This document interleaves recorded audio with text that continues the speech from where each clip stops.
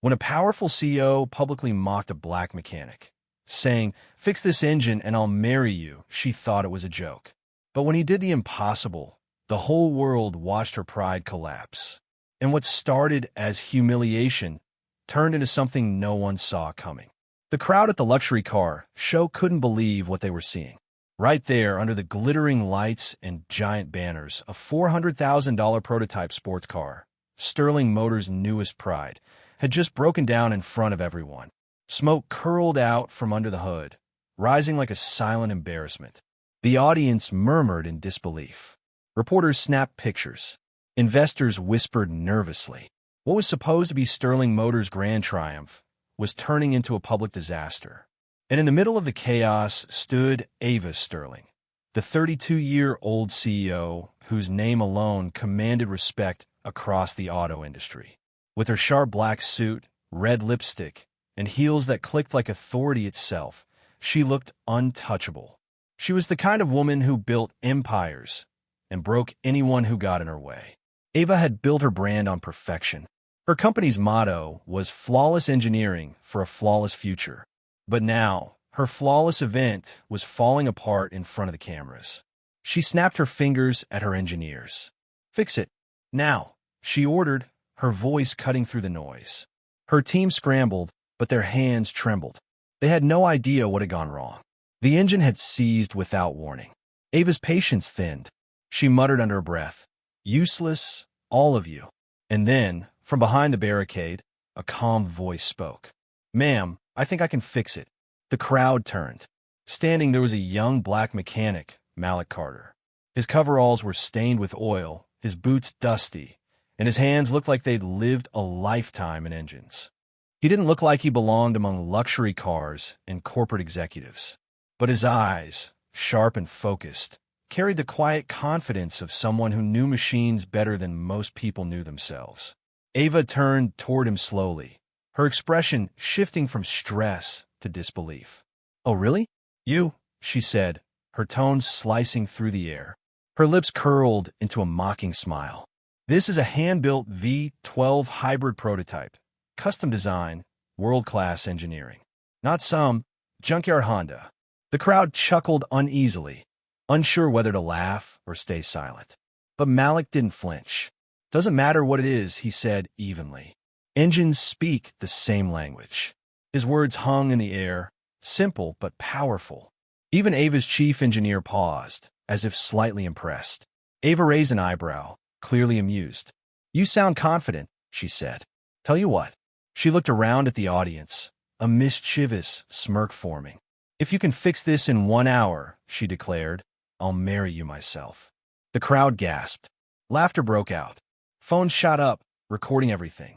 Ava waved dismissively, laughing as if it were all a harmless joke. But Malik didn't laugh.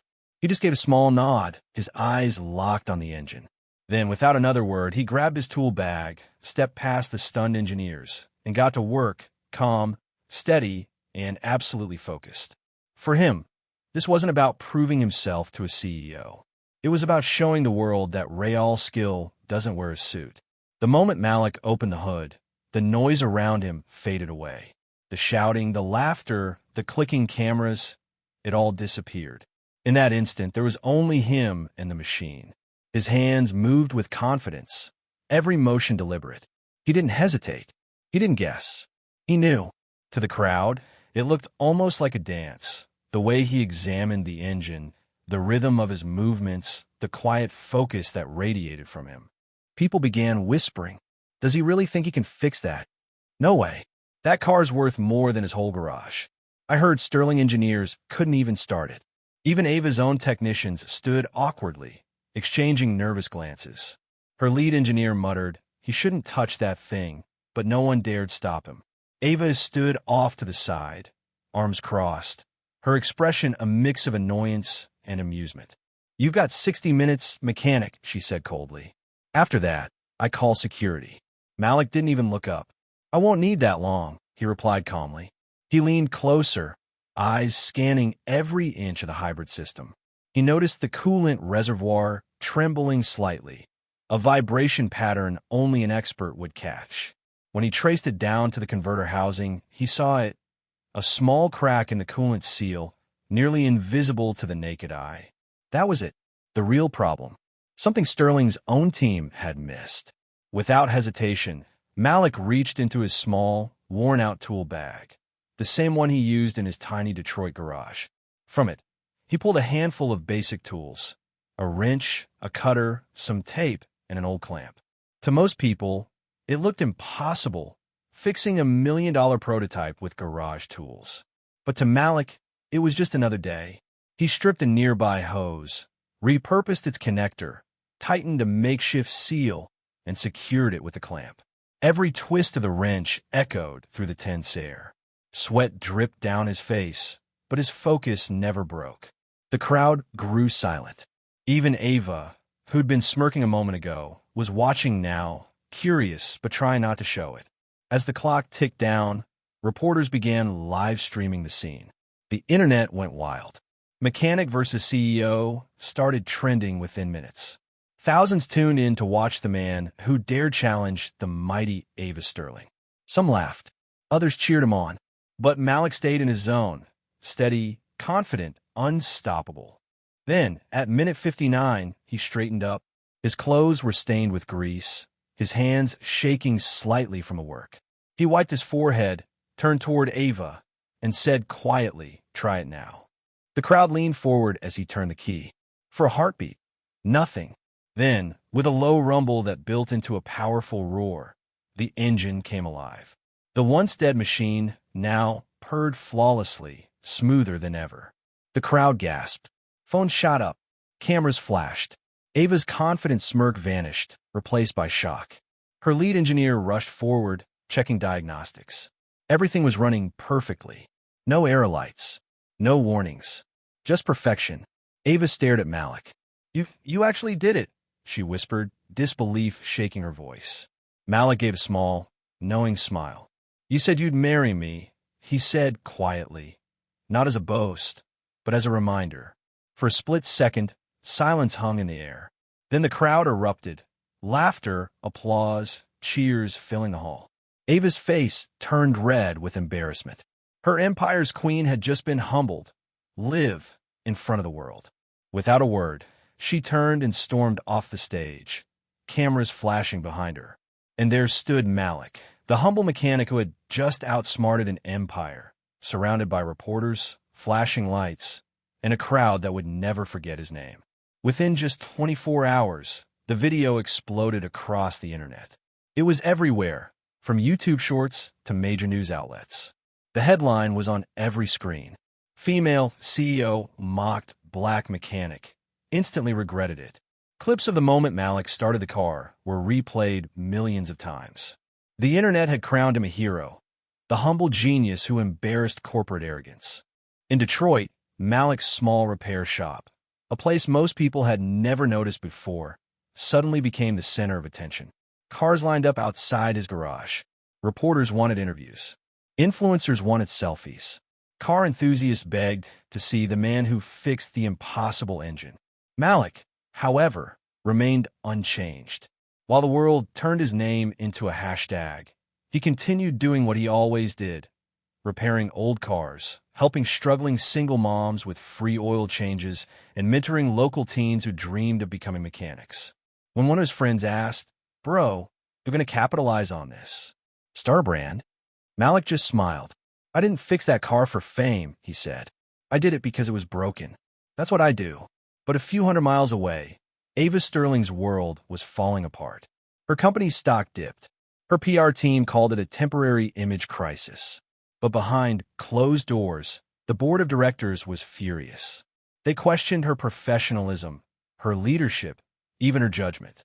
One investor withdrew a multi-million-dollar partnership deal, saying, "We can't associate with public humiliation." Ava, the woman once praised as unstoppable, was suddenly the villain of the week. Social media mocked her mercilessly. Memes flooded the internet. Captions like, "She said she'd marry him. Now, she can't even face him." Her phone buzzed nonstop with media requests, apologies drafted by her PR manager, and messages from people she thought were her allies, now distancing themselves. But late at night, when the noise faded, Ava sat alone in her glass office, staring at the city lights below and at the video that started it all. She watched Malik work again, the calm precision in his movements, the way he never looked nervous, never showed ego. He wasn't arrogant like the world she lived in. He was pure skill, pure purpose. Something about him bothered her, not because he embarrassed her, but because he exposed something she had forgotten. Humility. Curiosity turned into obsession. She wanted to know who he really was. One night, she called her assistant and said quietly, "Find out everything about Malik Carter." Hours later, she sat frozen at her desk as the report came in. Malik Carter forma mit Scholarship recipient. Top of his class in mechanical engineering. Dropped out after his father's death to support his younger siblings. Turned down multiple offers from tech firms to stay in Detroit and run his late father's repair shop. Ava's chest tightened as she read. The man she mocked wasn't just talented. He was extraordinary. He'd traded a future of luxury for duty. For the first time in her life, Ava Sterling, the woman who had everything, felt something unfamiliar: respect. She realized she hadn't just mocked a mechanic. She had mocked a man who represented everything she had lost: integrity, family, and heart. And in that quiet moment, Ava whispered to herself, "I owe him more than an apology." 2 weeks later, the noisy streets of Detroit were buzzing as usual. The hum of engines, the echo of hammers, the scent of oil and metal filling the air. But at the corner of Monroe and 8th stood a small repair shop that had suddenly become famous: Carter Auto Works. Inside, Malik was busy under the hood of an old pickup, lost in his rhythm. To him, the fame had already faded. All that mattered now was the next repair, the next honest day of work. Then the door opened. The little bell above it chimed softly. Malik looked up, wiping his hands with a rag, and froze. Standing there, in a plain white t-shirt, jeans, and sneakers, was Ava Sterling. No designer dress, no make-up, no entourage. Just her. For a moment, neither spoke. The hum of the shop filled the silence. "Didn't expect to see you here," Malik said finally, his voice even but curious. Ava gave a small, nervous smile. "I figured as much." She looked around the humble garage, the grease stains, the half-finished projects, the wall filled with certificates and sketches. It felt real, honest. "I came to apologize," she said at last, her voice softer than he'd ever heard it. "I was wrong about you, about how I treated people, and about what real success looks like." Malik leaned against the car, studying her. "Takes guts to admit that," he said quietly. She nodded. It took losing a lot to realize what matters. For the first time, Malik saw not the proud CEO from the stage, but a woman stripped of pride. Human, humble, sincere. Then she opened the folder in her hands and slid it across the workbench. Inside were blueprints, his blueprints. Malik's eyes widened slightly. They were his designs, hand-drawn schematics of a hybrid engine model he'd been developing in his spare time, trying to make affordable eco-engines for working families. "I saw these online," Ava explained. "You posted them on Mechanic Forum 3 years ago. They're brilliant, simple, efficient, revolutionary." He blinked in disbelief. "You actually looked those up?" She nodded. "I didn't just look, I studied them. And I realize your vision is what Sterling Motors should have been chasing all along." Ava took a step closer, her tone firm but sincere. "I want to partner with you. 50-50. You bring the heart and the ideas. I'll bring the resources and the platform. No tricks. No contracts meant to control you. Just trust." Malik stared at her for a moment, trying to read her eyes. "Why me?" he finally asked. Ava smiled faintly, her voice trembling just a little. "Because you fixed something no one else could. Not just that engine, but me." For a moment, silence filled the space. Heavy, yet peaceful. Malik slowly reached out his hand. Ava took it. Their handshake wasn't just a deal. It was forgiveness, partnership, and a new beginning. That day, 2 very different worlds. One of steel and success, the other of sweat and sincerity, finally came together. And as the city roared outside, a quiet revolution began inside that tiny garage. A partnership built not on arrogance, but on respect. Months later, the world was watching again, but this time, not to see Avis Sterling fall. This time, they came to witness a comeback. Sterling Motors had transformed. The company that once represented arrogance and exclusivity now stood for innovation, inclusion, and heart. And the reason was parked right there under the bright stage lights, a sleek, shining hybrid car with the words "The Carter One" gleaming across its hood. Reporters, investors, and fans packed the hall. Photographers clicked nonstop, capturing the car's elegant frame and eco-friendly design. It wasn't just a car, it was a statement. Affordable, efficient, designed to change lives. The Carter One was Malik's vision brought to life, and Ava's resources had made it possible.